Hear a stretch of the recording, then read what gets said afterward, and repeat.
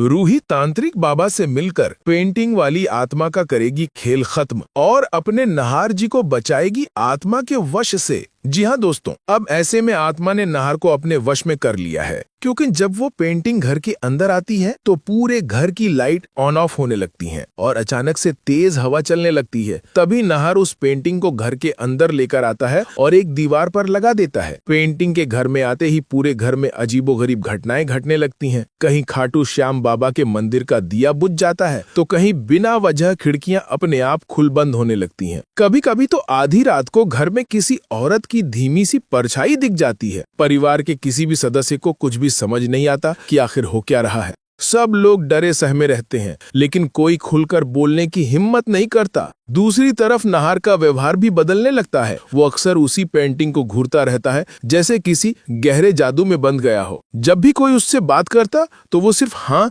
या ना में जवाब देता और फिर से उसी पेंटिंग में खो जाता। रात के सन्नाटे में कभी कभी नहार उठकर उस पेंटिंग के सामने खड़ा हो जाता और घंटों तक उसी से बड़बड़ाता रहता। उसकी आंखों में एक अजीब चमक दिखने लगी थी, मानो उसके भीतर कोई और मौजूद हो। कभी उसके चेहरे पर गुस्सा उभर आता तो कभी वो बिना वजह हंसने लगता। रूही ये सब देखकर बेचैन हो जाती है। उसे लगता है कि जिस दिन से ये पेंटिंग घर में आई है तभी से घर में अशांति और डर का माहौल है। धीरे धीरे उसका शक पक्का यकीन में बदलने लगता है। कई बार तो उसे ऐसा महसूस हुआ कि कोई अदृश्य शक्ति उसके पीछे पीछे चल रही है। रात को जब वो अकेली होती तो अचानक से किसी औरत की सिसकियों की आवाज सुनाई देती। कभी खिड़की पर दस्तक होती तो कभी आईने में धुंधली परछाई। एक बार तो उसने साफ देखा कि पेंटिंग से खून की बूंदें टपक रही थीं, लेकिन जब उसने निहार कर देखा तो सब कुछ सामान्य था। रूही कई बार नहार से इस बारे में बात करने की कोशिश करती है, लेकिन नहार हर बार उसकी बातों को नजरअंदाज कर देता है। नहार को लगता है कि रूही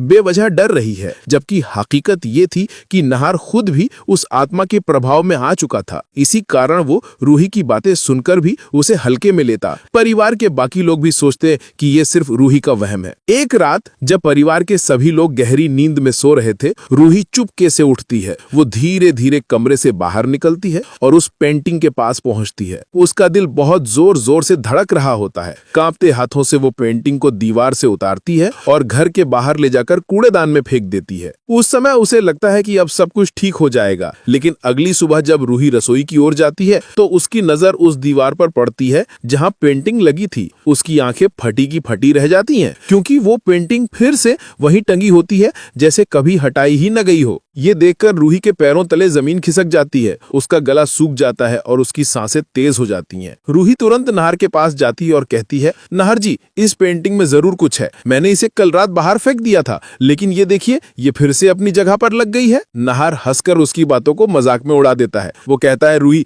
ऐसा कैसे हो सकता है? कोई पेंटिंग अपने आप उड़कर वापस आ सकती है क्या? तुमने जरूर कोई डरावना सपना देखा होगा। इतना कहकर नहार ऑफिस चला जाता है। नहार के जाते ही रूही का मन और अधिक अशांत हो जाता है। अब उसे समझ आ जाता है कि परिवार में कोई भी उसकी बात पर विश्वास नहीं करेगा, लेकिन उसका दिल बार बार यही कह रहा था कि इस पेंटिंग में कोई आत्मा बसी हुई है। उसी आत्मा की वजह से घर में ये सब हो रहा है। उसी दिन रात को जब वो अकेली कमरे में बैठी थी तो उसे साफ साफ लगा कि कोई उसके कान के पास आकर फुसफुसा रहा है, तुम इसे कभी नहीं हटा सकती। ये सुनते ही रूही का पूरा शरीर कांप उठता है और उसकी आंखों से आंसू बहने लगते हैं। अगले दिन रूही घर का सारा काम निपटाकर पास के मंदिर पहुंचती है। मंदिर में एक तांत्रिक बाबा बैठे होते हैं। उनके चेहरे पर गहरी शांति और आंखों में अजीब रहस्यमयी चमक होती है। रूही उनके पास जाकर रोते हुए पूरी घटना बताती है। तांत्रिक बाबा सारी बातें सुनकर गहरी चुप्पी साध लेते हैं। उनके चेहरे पर हैरानी और चिंता साफ झलक रही होती है। कुछ देर बाद वे गंभीर स्वर में कहते हैं, बेटी, ये कोई साधारण पेंटिंग नहीं है।